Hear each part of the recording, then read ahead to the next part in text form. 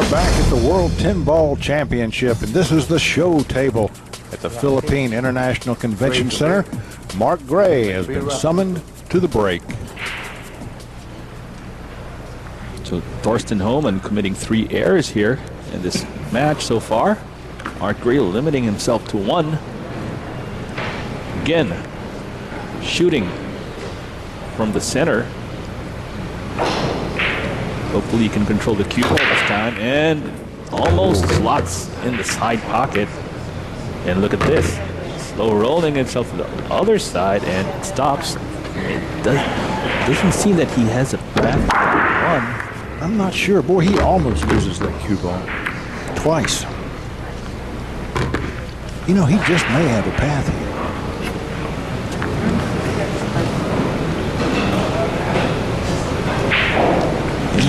Yeah, looks like you can see this. He looks like he's plotting position for the rest of the run.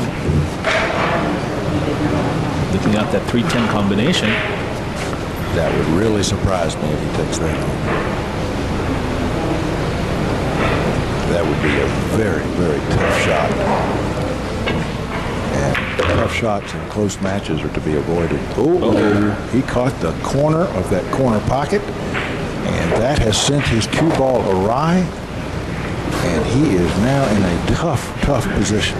Yeah, the typical shot here would play to sit the 2 in that left lower corner, but he'll be shooting into a blind pocket here, and the 10, 3, and the 9 may pose as bumpers for him.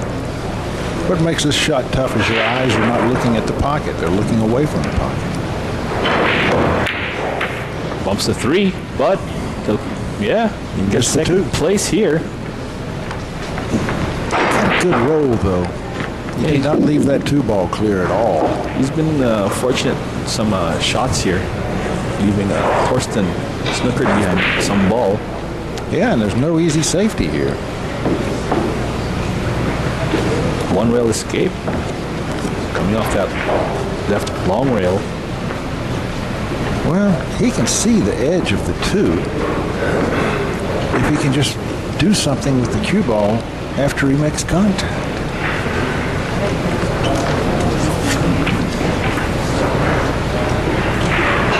Yeah, I don't blame him for taking a long look here. Mark Gray wondering what Thorsten's got up his sleeve.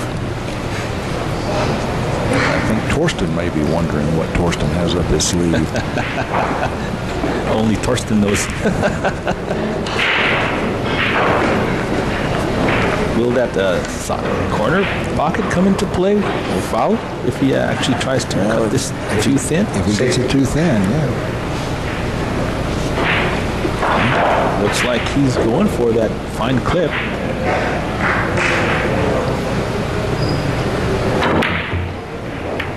Uh-oh.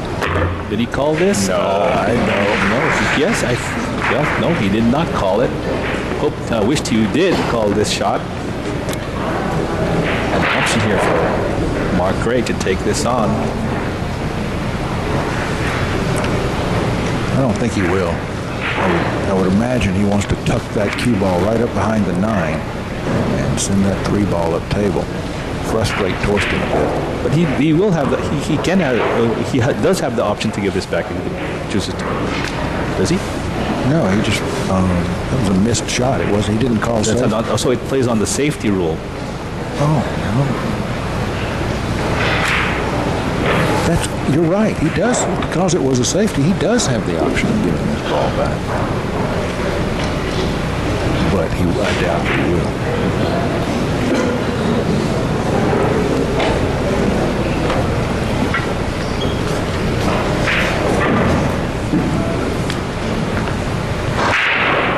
There you have wtbc and Imran Majid, 2 of our competitors in this competition.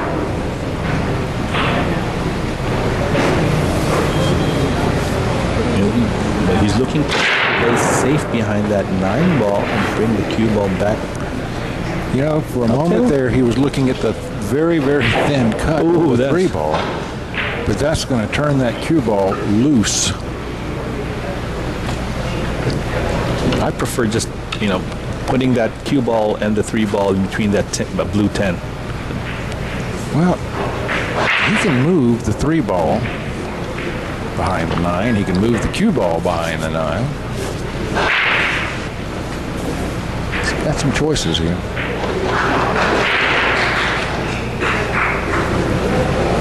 The way he's cueing it, it looks like he's going to move the cue ball into trouble territory.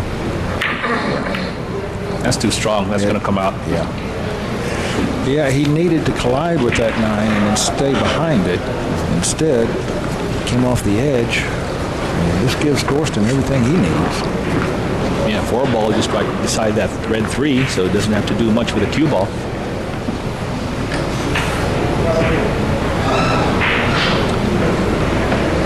Now Mark knows it pays to have a short memory. He's got to forget that last shot.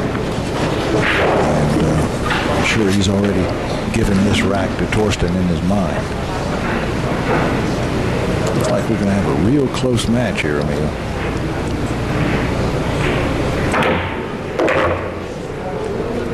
And you know, one of the things we've seen is that tin ball doesn't lend itself to a lot of break and runs. That one extra ball on the table really, really does make it a much more difficult game.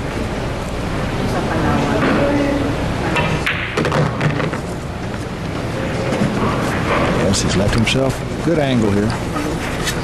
Just needs to float the cue ball back across the other side of the table for the 10.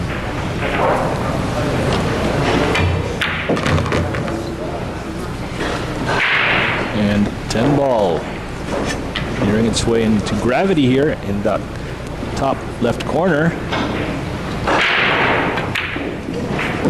Well, there you have it. We've got a tie ball game again.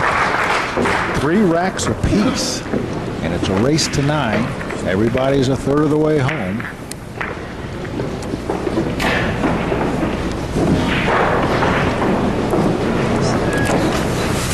The score is 3-3. Thorsten acting like he didn't like the way he made that last shot. But hey, pal, when it works, it works.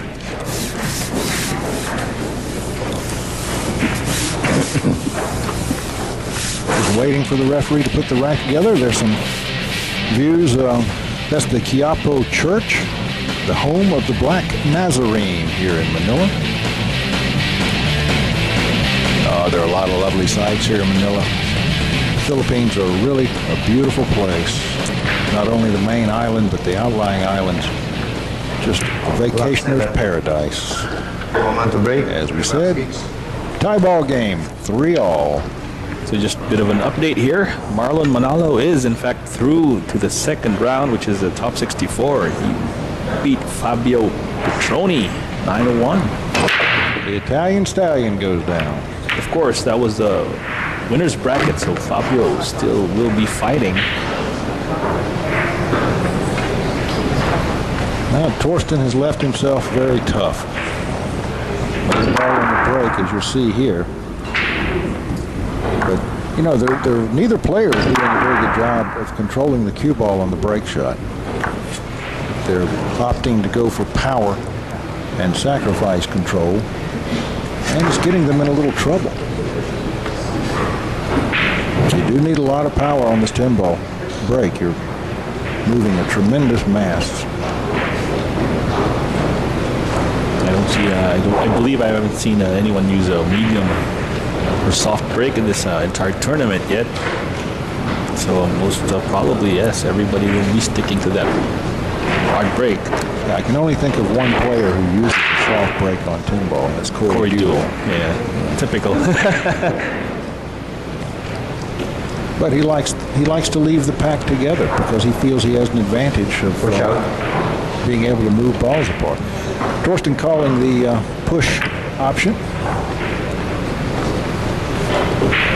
Another update here. Tyler Edie winning against Ricky Yang from Indonesia. That puts Tyler through to the final 64. He was the only Canadian to win